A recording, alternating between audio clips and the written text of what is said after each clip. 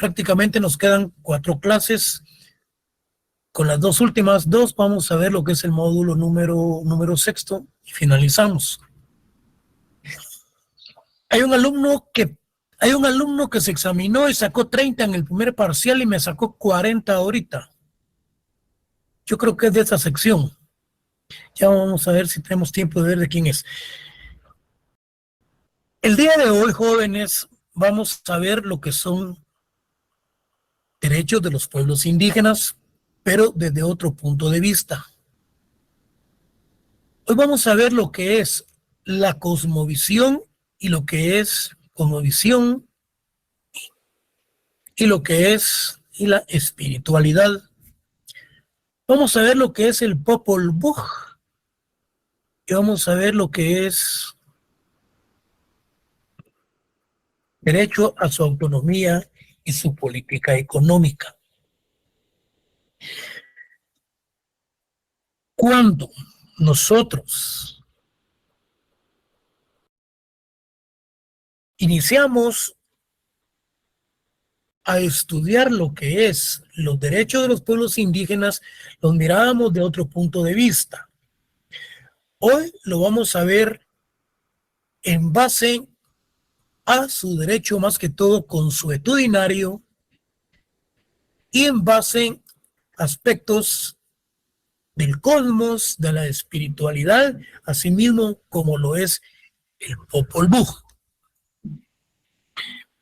Vean, cuando nosotros hablamos del cosmos, nos estamos refiriendo específicamente a lo que conforma parte el universo.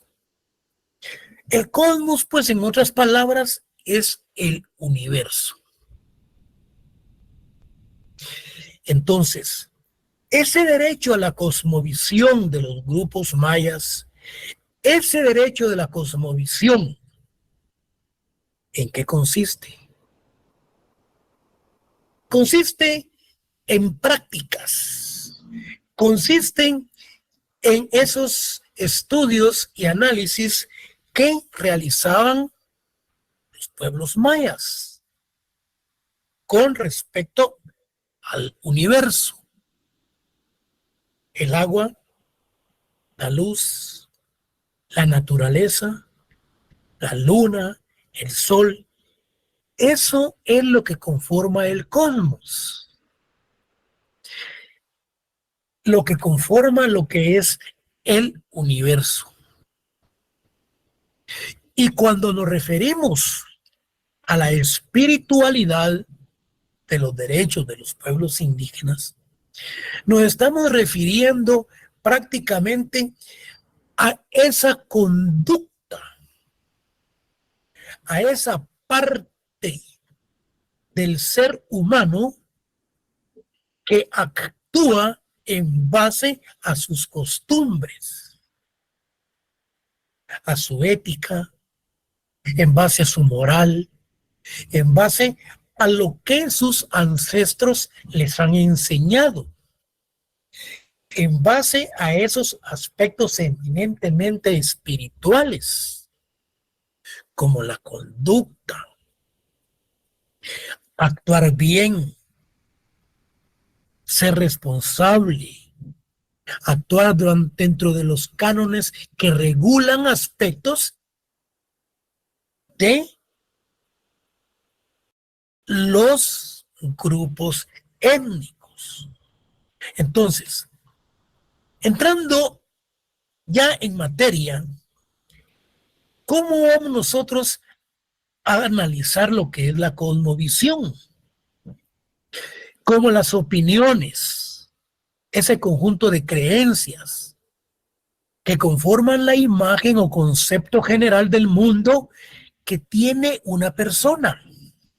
La cosmovisión, conjunto de opiniones, creencias que conforman la imagen o el concepto general del mundo que tiene una persona. Época, cultura, a partir de la cual la interpreta su propia naturaleza y de todo lo existente. En otras palabras, cuando hablamos de la cosmovisión, es el conjunto de las creencias, de las opiniones que tiene una persona del universo en determinados momentos históricos y en determinados momentos también en donde tienen su propia cultura, donde tienen su propia identidad, en donde tienen su propia forma de ser. Entonces, sucintamente la concepción de la cosmovisión es, es ese grupo social que lo analiza el cosmos y que el cosmos es el universo. La cosmovisión es sucintamente la concepción de un grupo social. Tiene de su cosmos, es decir, de su entorno natural y social inmediato. Por ejemplo, nosotros podemos decir que el cosmos es el universo y lo vamos a analizar en el momento preciso con nuestra forma de ser, de nuestra propia identidad. En este momento podríamos decir que está haciendo demasiado calor, está lloviendo. Entonces, es la concepción de que un grupo social tiene de su cosmos, es decir, de su entorno natural y social inmediato. Se realiza a través de las ideas surgidas a partir de preguntas fundamentales, por ejemplo, ¿quiénes somos nosotros? Entonces, se les pregunta qué es la naturaleza, qué es esa parte del universo por medio de los cuales los mayas hacían sus análisis basados a su derecho consuetudinario, basados a su propia costumbre. Entonces, nos estamos refiriendo a la interpretación que hacían ellos del universo. Con respecto a la espiritualidad, cualidad de las personas o de las cosas espirituales, conjunto de los principios o actitudes que configuran la vida espiritual de una persona o de un colectivo. Es decir, que cuando hablamos de la espiritualidad maya, ellos tenían sus propias actitudes de cómo proceder conjuntamente. Pero ellos tenían su propia forma de ser desde el punto de vista espiritual, basados más que todo con respecto a una armonía con la propia naturaleza y una armonía desde el punto de vista con la cosmovisión y con Dios. Entonces, se relaciona la cosmovisión con los sentimientos y creencias profundas, a menudo religiosas, como la sensación de paz de una persona, su propósito en la vida, la relación con los otros y las creencias acerca del sentido de la vida. La espiritualidad es el conocimiento, aceptación o cultivo de la esencia inmaterial de uno mismo. Es lógico que la espiritualidad es algo inmaterial. No lo podemos ver, intangible. Ejemplos: ser uno caritativo con otros, ser compasivo, el perdón y la reconciliación, aprecio, gratitud, difundir esperanza, compartir hospitalidad, practicar la humildad, defender la justicia. Entonces, esto enmarca lo que es el concepto de la espiritualidad. Continuemos. El cosmos es sinónimo de universo. La cosmología se considera como la ciencia de las leyes generales que rigen el universo. En la filosofía antigua, el cosmos comprendía toda la filosofía del conocimiento físico del firmamento. Y en la época actual, pues significa, desde otro punto de vista, una filosofía natural. La cosmovisión consiste en un conjunto de representaciones mentales que pretenden explicar el universo en su totalidad. Los mayas tenían su propia cosmovisión, contaban con una concepción del mundo, considerando que él mismo fue creado 3 veces. Vinculaban los fenómenos naturales a su vida cotidiana, como lo dice Adelino Sacoyoy. Los derechos indígenas y la espiritualidad maya, en ese material que él investiga como autor. Y dice que la cosmovisión maya es la visión, dice, es la explicación del mundo y de la vida.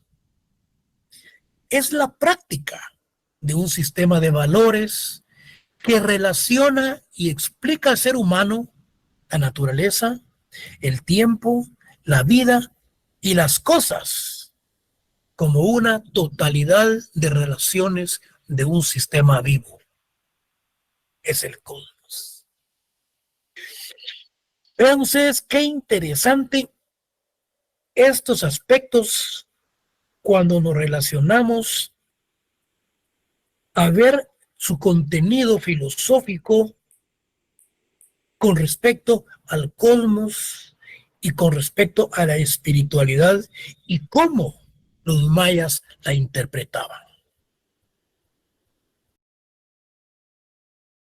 El acuerdo sobre identidad y derechos de los pueblos indígenas en su artículo 2, en su numeral 3, dice que se reconoce que la cosmovisión maya constituye uno de los elementos de la identidad de los pueblos indígenas, exponiéndolo de la siguiente forma.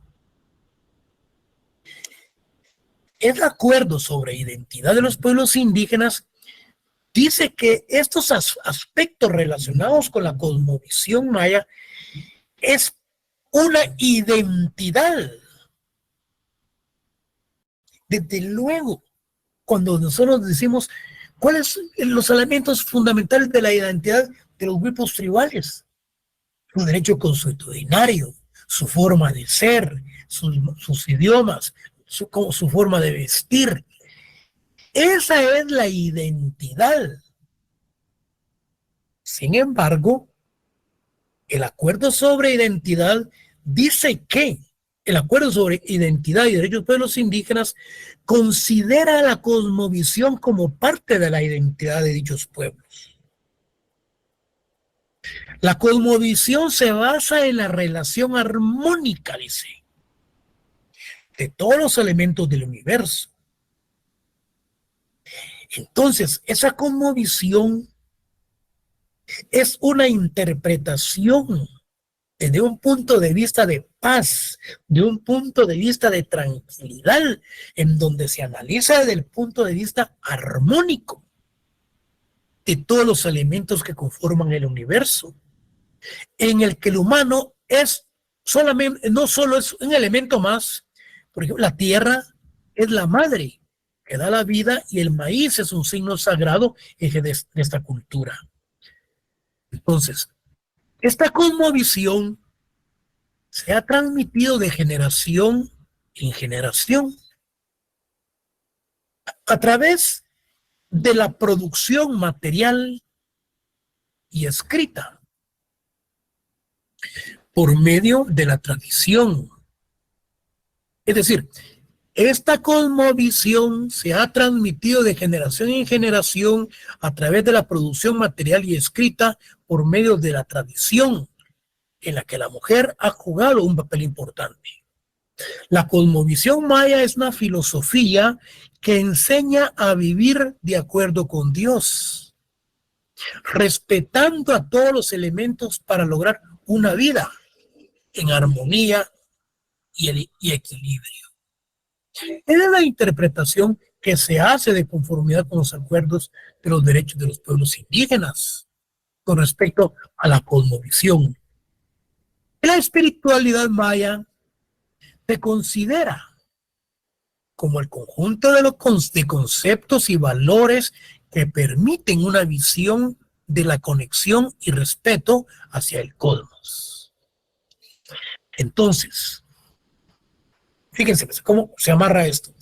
La espiritualidad maya entonces considera que a través de su forma de ser, que a través de su identidad, ellos respetan todos los elementos que conforman el cosmos.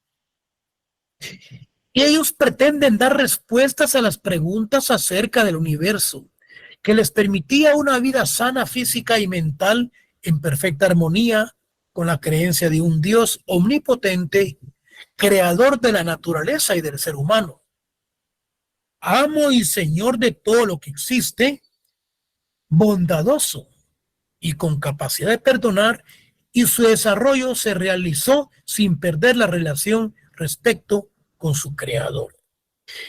Esa es la forma de la interpretación que se hace con respecto a la espiritualidad y con respecto al cosmos. El acuerdo sobre identidad y derechos de los pueblos indígenas en su inciso C, yo voy a ver si recuerdo qué artículo es, creo que es uno de los primeros, dice: se reconoce la espiritualidad de la siguiente forma. Se reconoce la importancia y la especificidad de la espiritualidad maya como componente esencial de su cosmovisión y de la transmisión de sus valores, así como la de los demás pueblos indígenas. Dice el acuerdo que reconoce la importancia de la espiritualidad maya como componente esencial de la cosmovisión. Aquí habla de que la espiritualidad conforma parte de la cosmovisión maya y de esa transmisión de sus valores, así como la de los demás pueblos indígenas. Significa entonces que la espiritualidad está conforma o es componente de el cosmos, así como la relación que existe con la espiritualidad. La espiritualidad maya entonces se fundamenta en el equilibrio que debe existir entre el creador, la naturaleza y la persona. Su esencia se manifiesta en el fuego sagrado utilizado en sus ceremonias. Para comprender entonces la cosmovisión y la espiritualidad maya, entonces, jóvenes, nos remitimos a lo que es el Popol Vuh. Ya analizamos, ya comprendemos qué es la cosmovisión, qué es el estudio y la interpretación del universo. Y la espiritualidad que conforma parte de esa cosmovisión y que debe de existir una relación armónica entre los mismos,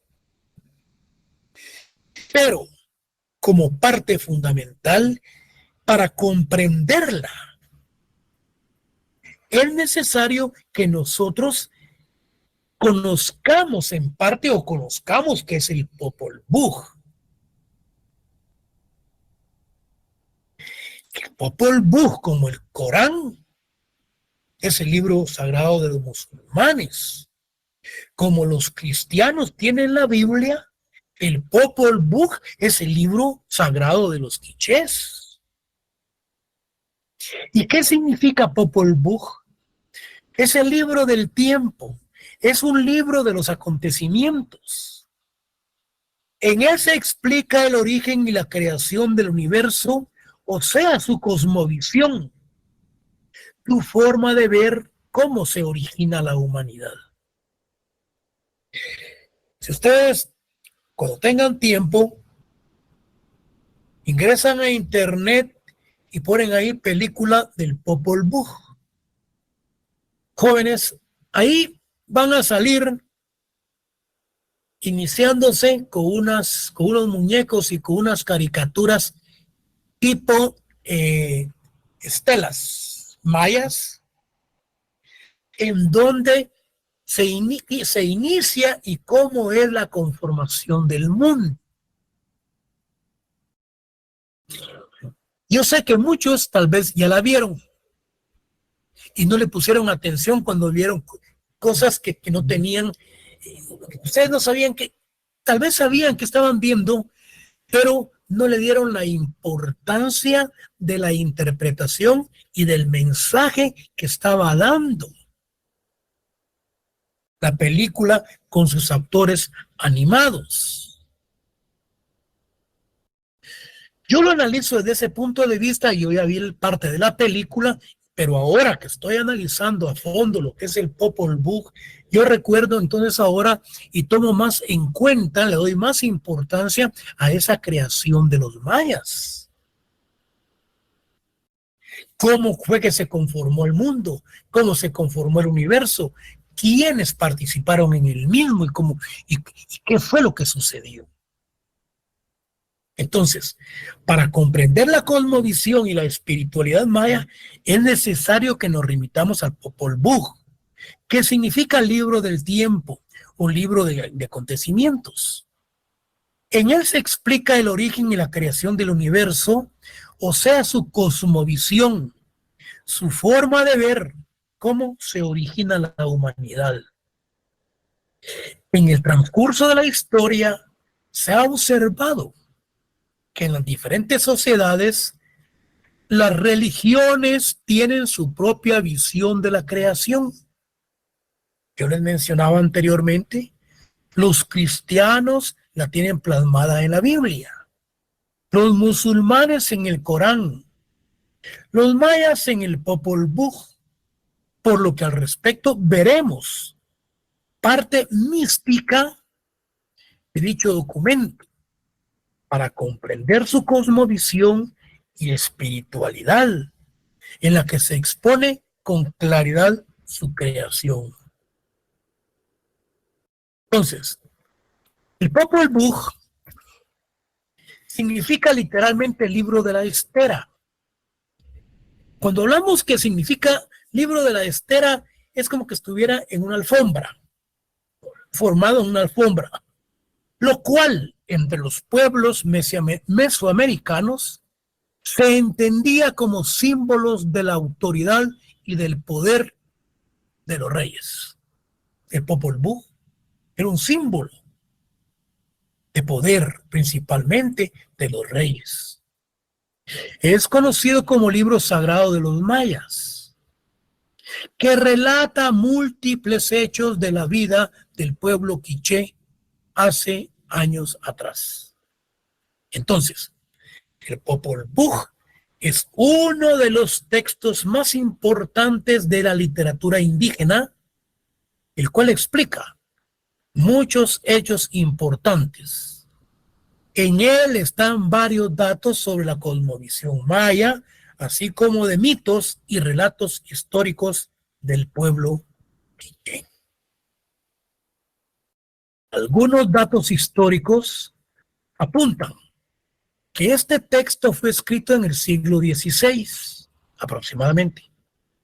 Asimismo, el contenido del Popol Vuh aborda cosmologías, orígenes, tradiciones e historias espirituales sobre la creación del mundo.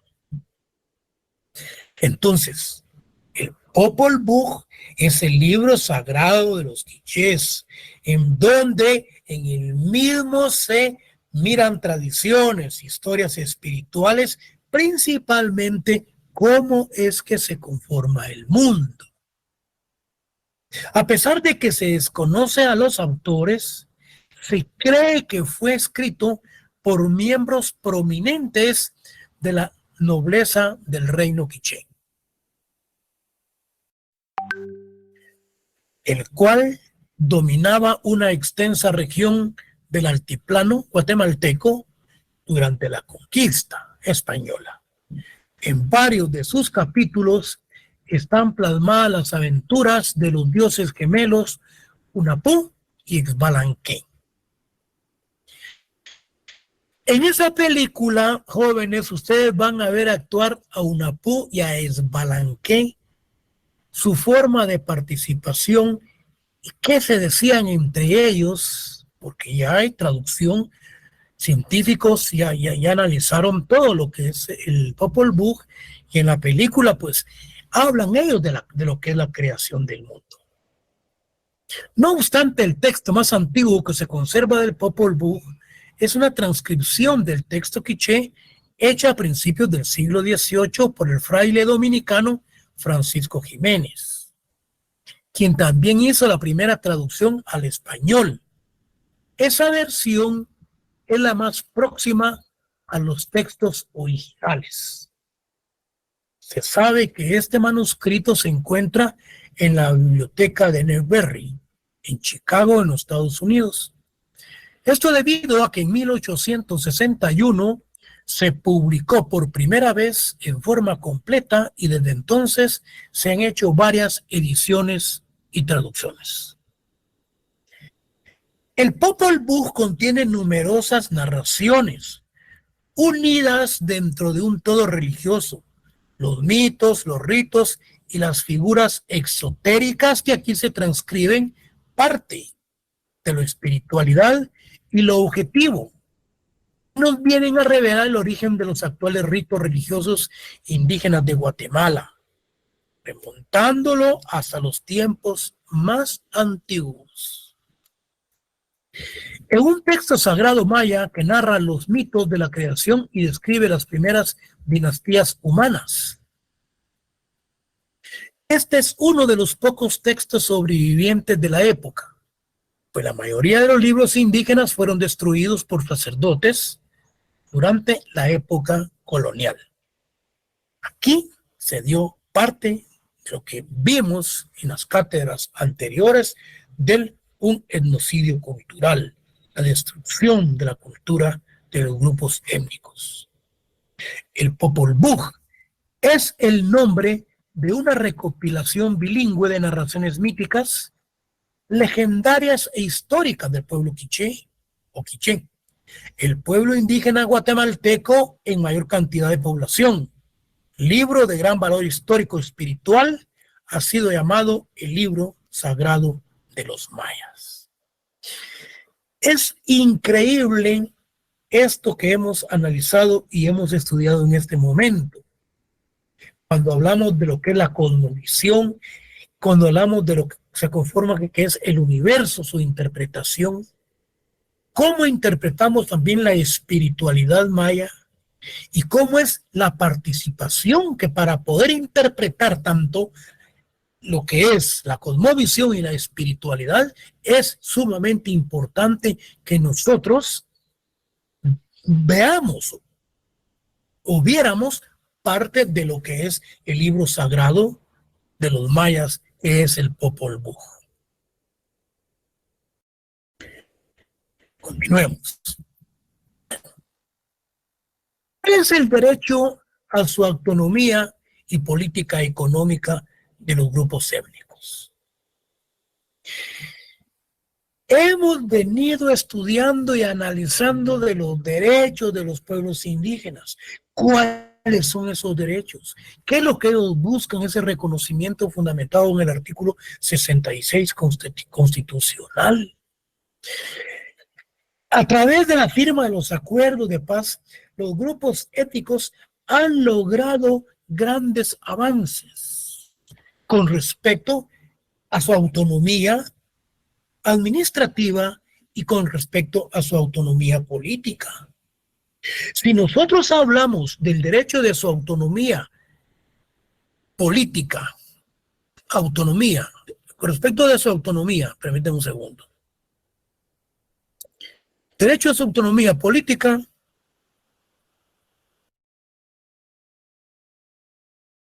y económica. ¿Qué es lo que los derechos, ese derecho a su autonomía política y económica? Lo que sucede es el Estado ha centralizado completamente lo que es su actividad eminentemente administrativa y la ha centralizado en el área urbana. Tanto aspectos de carácter administrativos como políticos. En la parte administrativa tenemos aquí a la SAT, la Superintendencia de Administración Tributaria. Es cierto que se ha descentralizado en el interior de la República. Acá, cuando hablamos del punto de vista político, tenemos entonces a los ministerios que conforman parte del gobierno en un sistema eminentemente republicano. Sin embargo, se ha descentralizado con lo que son las comisiones estas las comisiones que existen en el interior de la República, en los departamentos y con los de cuestiones de las municipalidades y otro sector que se ha conformado con la sociedad civil. Entonces, el derecho de los indígenas desde el punto de vista de esa autonomía política, ellos han logrado grandes espacios actualmente en donde se han abierto las coberturas para que ellos puedan participar políticamente en sus lugares de origen como departamentales y en la capital. La ley electoral y de partidos políticos realmente, a pesar que actúa con cierta, son mediáticos porque cuando ellos dicen a este no se le inscribe, siempre le buscan algo. Sin embargo, pues en este momento político histórico no se ha inscrito al Movimiento de Liberación de los Pueblos, en donde está doña Telma Cabrera y es el que fue procurador de los derechos humanos, el licenciado Jordan Rodas. MLP. Sí, Movimiento de la Liberación de los Pueblos. Movimiento de Liberación, MLP. Mire pues, ¿qué es lo que ha sucedido realmente? Aceptaron la participación en alcaldías, aceptaron participación de diputaciones y pero no aceptaron la participación política con respecto a la presidencia. Una falta de carácter administrativa realmente, jóvenes, no era causal para no inscribirlos. Que hubiese sido, por ejemplo, un delito de homicidio, un delito de asesinato, delitos de lesa humanidad, por ejemplo, los casos de Alfonso Portillo, el caso de este señor del Petén, Valdizón, y otros narcotraficantes que realmente a ellos no se les debiese de inscribir, porque ellos no son honrados. Constitucionalmente, la Constitución dice quiénes deben de participar en política. Personas idóneas, personas honradas, ¿sí? Y ellos se han declarado delincuentes. Mario Estrada en Estados Unidos se declaró delincuente, mientras en Jalapa le hacían romerías que era inocente y lo estaban considerando como un Nelson Mandela.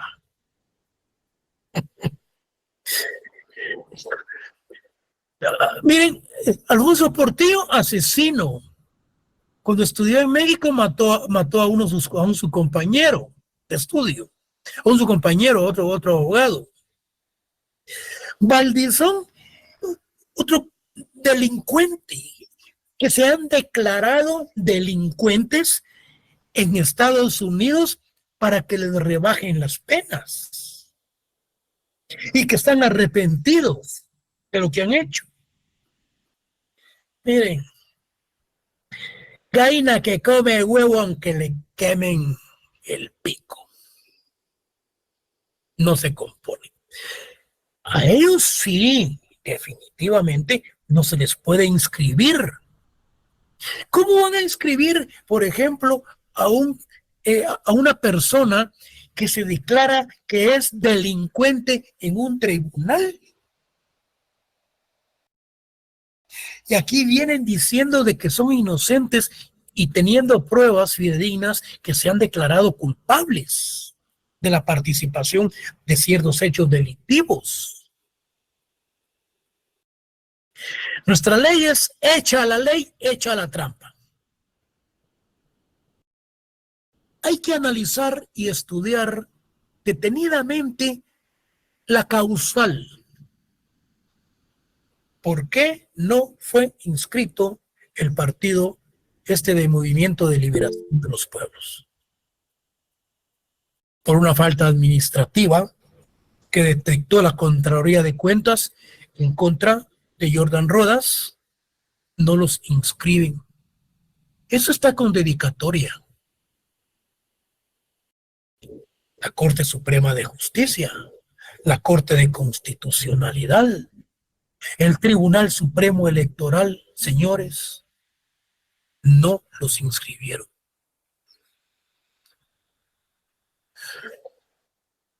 Escuchen bien. A Jordan Rodas, siendo procurador de los derechos humanos, el Congreso de la República se quedó en el tintero prácticamente solicitarle su renuncia y su destitución. A él le quitaron como 20 millones para el pago de salarios en una de las épocas de pagar abonos, de pagar aguinaldos diferidos, etcétera, en una época de diciembre. Yo creo que les reembolsaron como a los 2, 3, 4 meses para hacer esos pagos. Él no se alineó con el Congreso de la República. El Congreso lo quería destituir y quitarlo de procurador de los derechos humanos. Sin embargo, él cumplió y entregó el cargo y se fue de Guatemala, se fue huyendo. Regresó ya como, hablemos como candidato a la vicepresidencia con esta señora.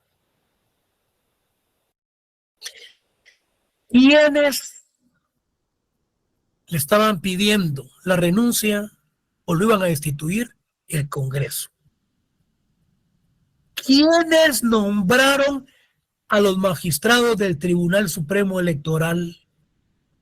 El Congreso. ¿Quién nombró a los magistrados de la Corte Suprema de Justicia? El Congreso.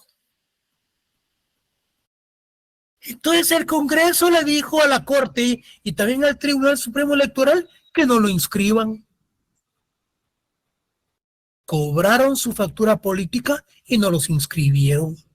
Si lo miramos desde ese punto de vista, que es uno. Ya los otros, pues ya miremos cuáles son los elementos que se fundamenta la Corte Suprema como la Corte de Constitucionalidad para no inscribirlos. Bueno, yo no sé si el día de hoy a usted le llegó por un chat una cuestión ahí de una canción de doña Suri Ríos. No sé si le llegó. Estaba en el tercer puesto. Mañana le aseguro que amanece en el último lugar. ya principió la política, ya principió lo que es la campaña. Bueno, pues dejemos ya esto y sigamos con nuestra clase. Miren pues, derecho a su autonomía política y económica. Cuando hablamos de esa autonomía, cuando hablamos de la política, hablábamos de la participación política que se abrieron los espacios. Y con respecto a la autonomía administrativa, se creó el decreto 12-2002, que es el Código Municipal, ahí lo bajan por favor, en donde regula aspectos sumamente importantes, en donde dice que el aspecto, de acuerdo a sus aspectos autónomos, ellos, los ancestrales, deben de elegir a sus propias comunidades, a sus propios dirigentes, con respecto desde el punto de vista político. Pero desde el punto de vista administrativo está regulado, y esto coadyuva con lo que es el convenio 169 de la OIT, que es la Organización Internacional del Trabajo, que dice que en el Código Municipal que el suelo y el subsuelo de las jurisdicciones municipales, todos sus bienes y su producción es como provecho para esa misma jurisdicción, y además regula aspectos de las consultas que se deben de realizar cuando son afectados sus intereses desde el punto de vista administrativo. Con esa explicación, entonces vamos a entrar a ver lo que es la autonomía política y económica. Bueno, los indígenas guatemaltecos fueron conquistados, sometidos y despojados. Eso lo vimos. Asimilaron parte de la cultura española. También lo vimos. Incluyendo el aspecto eminentemente religioso. También lo vimos. Pero han mantenido en parte su idioma, costumbres, tradiciones, trajes, su cosmovisión, su espiritualidad, entre otras. Lo estamos viendo. Se dan cuenta que todo ha venido desarrollándose con la temática para una interpretación lógica de todos los fenómenos que hemos venido estudiando. En los momentos actuales, su situación es de pobreza, marginación y carente de los recursos necesarios para lograr una subsistencia decorosa que no le permite el acceso al desarrollo en todo sentido, por lo que han mantenido una lucha para subsistir y hoy proclaman sus derechos sociales, económicos, políticos y culturales que les fueron arrebatados, y por supuesto por obtener su autonomía. Esto de la autonomía tácitamente lo encontramos regulado en el código municipal, en virtud que en el 66 constitucional habla del reconocimiento de la participación de todos los grupos étnicos. El Estado reconoce su derecho consuetudinario. El Estado reconoce ese aspecto dicotómico en cuanto a la ley eminentemente reglamentaria del ordenamiento plenamente establecido como columna vertebral del Estado, como el derecho de los pueblos indígenas. Cómo aplican ellos la justicia y cómo se aplica con el derecho interno. Entonces, para tomar sus propias decisiones sobre sus propios asuntos, es necesario analizar en qué sentido se reclama la misma y qué clase de autonomía reclama. Aquí, el que yo les hablaba. ¿Qué clase de autonomía es la que reclaman los pueblos tribales? Reclaman la autonomía política y reclaman también su autonomía eminentemente de carácter económica.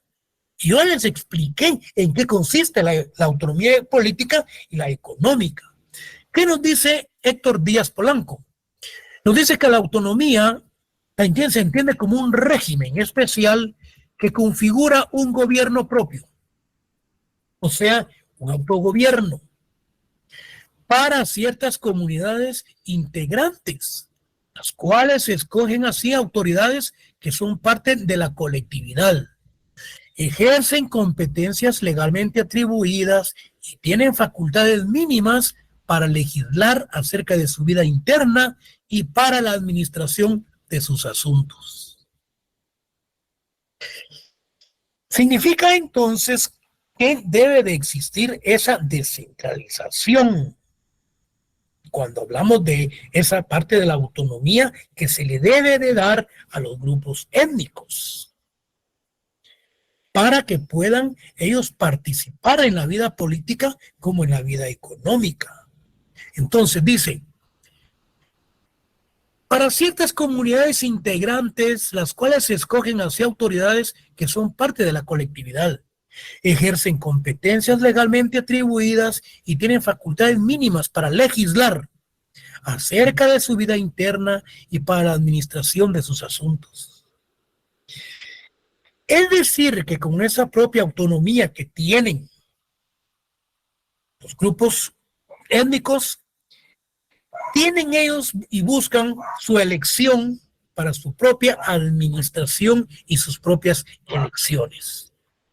Con esta definición, entonces, la autonomía puede interpretarse que lo que se pretende es que dentro del propio Estado guatemalteco se le otorgue a las comunidades indígenas de cierta autonomía para la administración de los asuntos internos y propios de la comunidad, derivando esta en dos tipos de autonomía, la política y la económica. Entonces, ¿en qué consiste la política?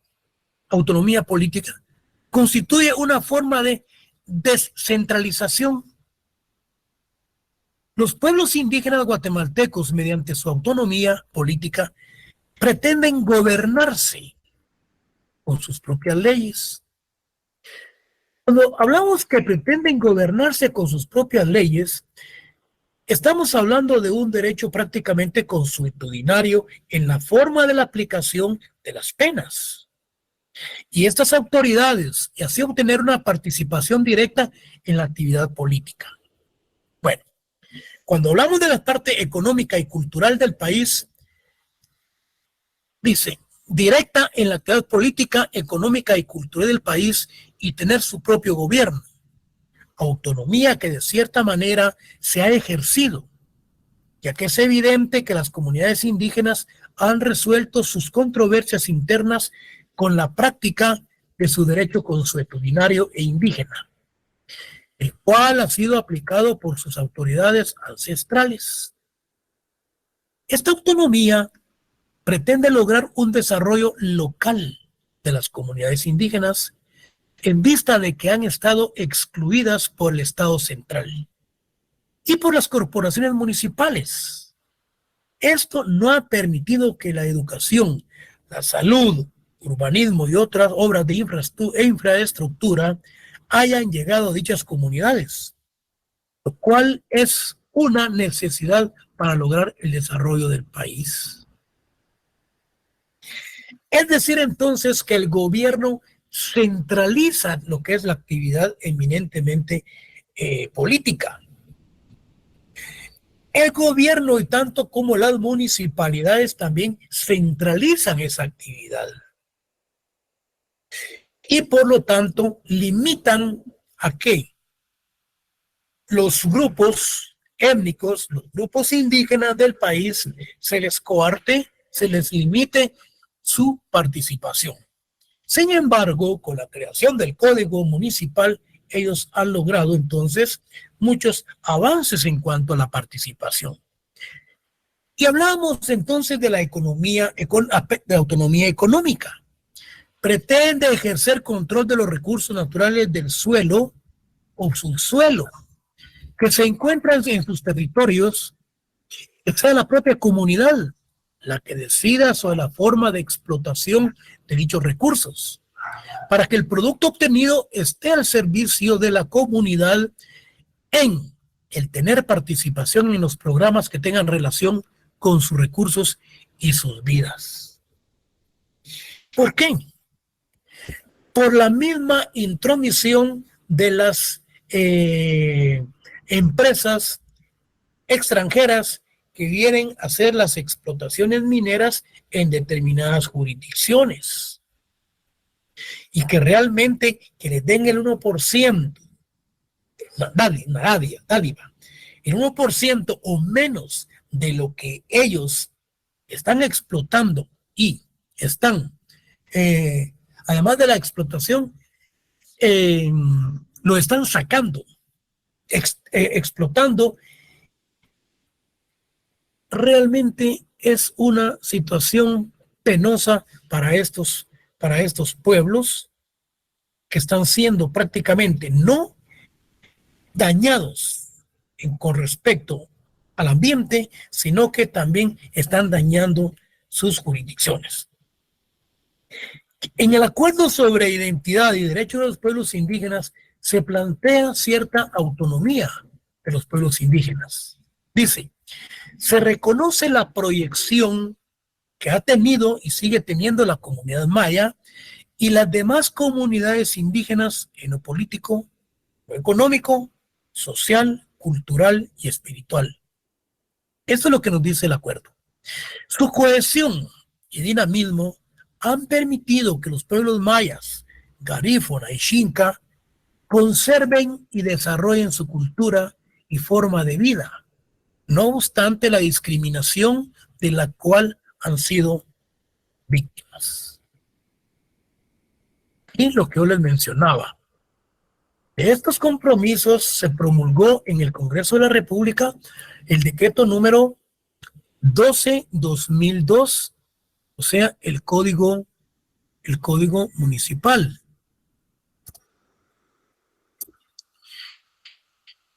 ¿Qué nos dice el artículo 8º?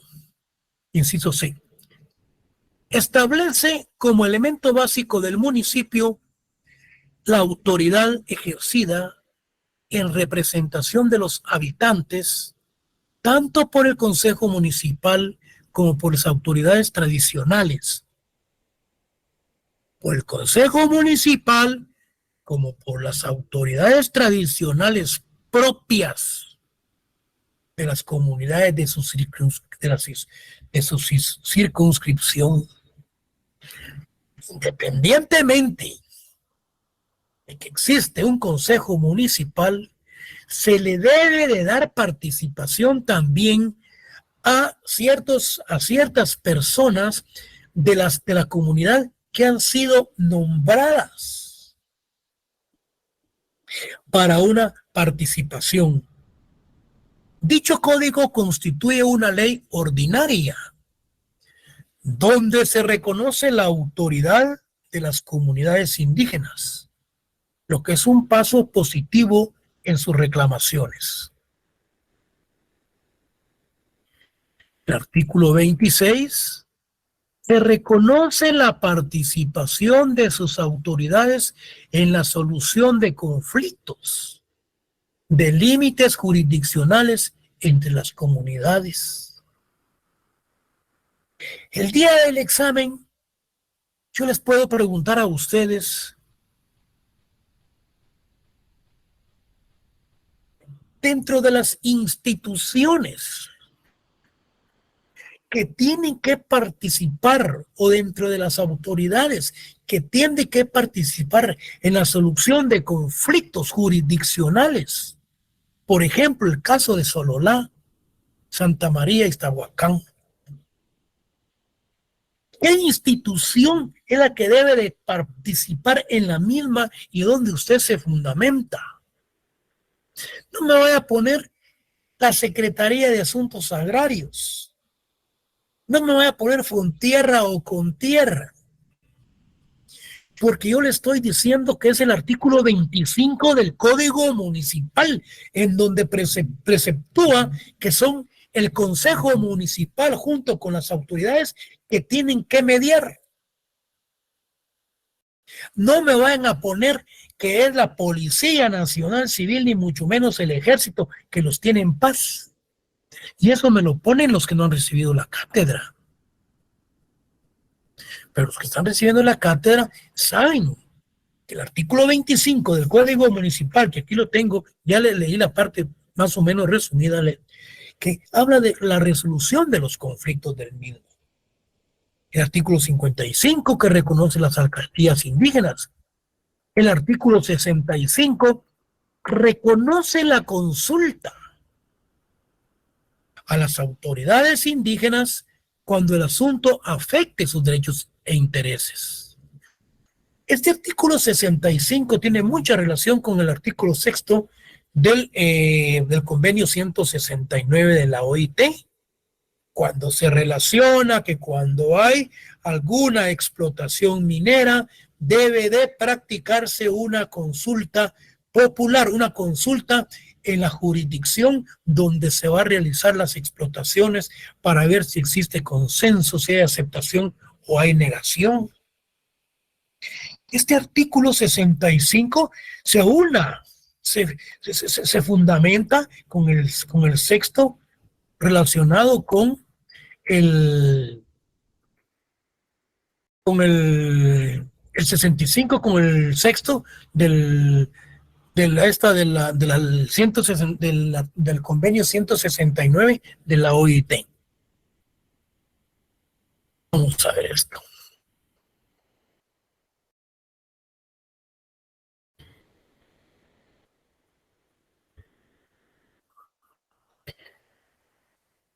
Yo creo, jóvenes, son las 18:38. Jóvenes, yo creo que aquí nos vamos a quedar. Si hay alguna pregunta, pues con mucho gusto. Pero aquí nos vamos a quedar para la próxima universidad. Okay. Buenas tardes, Lick. Anda, buenas tardes. ¿Con qué artículo de la OIT se relaciona mencionar? ¿O con qué inciso? Es el sexto, es el artículo 6. Permítame. Te lo voy a... 205. No le quiero mentir porque es el artículo 6 del convenio 169 de la OIT y que dice, vamos a ver qué nos dice el artículo 6. Dice, artículo 6 dice, al aplicar las disposiciones del presente convenio, los gobiernos deberán consultar a los pueblos interesados mediante procedimientos apropiados y en particular a través de sus instituciones representativas. Aquí ya estamos hablando del Consejo Municipal. Cada vez que se prevean medidas legislativas o administrativas susceptibles de afectarles directamente.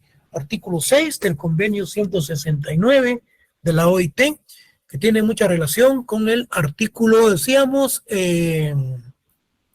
65. El artículo